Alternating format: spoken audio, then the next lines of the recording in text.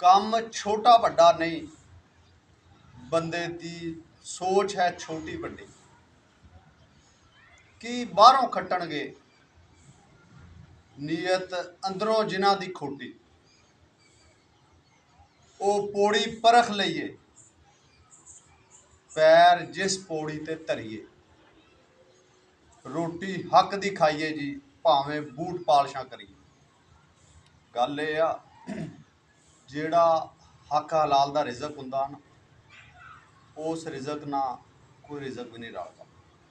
ਕੰਮ ਸਾਰੇ ਚੰਗੇ ਹੁੰਦੇ ਆ, ਬੰਦਿਆਂ ਦੀ ਸੋਚ ਹੁੰਦੀ ਹੈ। ਕੋਈ ਬੰਦੇ ਲਓ ਜੀ ਫਲਾਨਾ ਫਲਾਨਾ ਕੰਮ ਕਰਦਾ, ਜਿਹੜਾ ਹੱਕ ਹਲਾਲ ਦੀ ਖਾਂਦਾ, ਉਹ ਆਪਣੀ ਮਿਹਨਤ ਕਰਕੇ ਖਾਂਦਾ, ਉਹਦੇ ਵਰਗੀ ਕੋਈ ਗੱਲ ਹੈ? ਬੰਦੇ ਮਿਹਨਤ ਸਮਝ ਲੈਂਦੇ, ਲਓ ਜੀ ਯਾਰ ਫਲਾਨਾ ਆਹ ਕੰਮ ਕਰਦਾ ਪਿਆ, ਖਾਂਦਾ ਤਾਂ ਹਲਾਲ ਦੀ ਪਿਆ। ਤੇ ਬੰਦਾ ਕੋਈ ਹਰਾਮ ਦੀ ਖਾਂਦਾ ਪਿਆ, ਉਹਨੂੰ ਬੰਦੇ ਚੌਧਰੀ ਕਹਿੰਦੇ, ਲਓ ਜੀ ਆ ਬੜਾ ਚੌਧਰੀ ਹੈ, ਚਾਹੇ ਉਹ ਹਰਾਮ ਦੀ ਖਾਂਦਾ ਪਿਆ, ਹੱਕ ਹਲਾਲ ਦੀ ਖਾਈ ਦੀ। ਉਹਨਾਂ ਨੇ ਕਾਹਦੀ ਖੱਟੀ ਕਰਨੀ ਹੁੰਦੀ ਆ? ਜਿਨ੍ਹਾਂ ਦੀ ਅੰਦਰੋਂ ਖੋਟੀ ਹੋਵੇ, ਜਿਨ੍ਹਾਂ ਦੀ ਆਪਣੀ ਨੀਅਤ ਖੋਟੀ ਆ, ਉਹਨਾਂ ਨੂੰ ਢੋਈ ਕੋਈ ਨਹੀਂ, ਜੋ ਮਰਜ਼ੀ ਕਰ ਲਵੇ। ਫਿਰ ਕੋਈ ਵੀ ਕਦਮ ਚੱਕਣ ਤੋਂ ਪਹਿਲਾਂ, ਕੋਈ ਵੀ ਕੰਮ ਕਰਨ ਤੋਂ ਪਹਿਲਾਂ ਦੇਖੀਦਾ ਹੁੰਦਾ ਵੀ ਸਾਡਾ ਕਦਮ ਚੰਗੇ ਕੰਮ ਵਾਲਾ ਕਿ ਮਾੜੇ ਵਾਲਾ।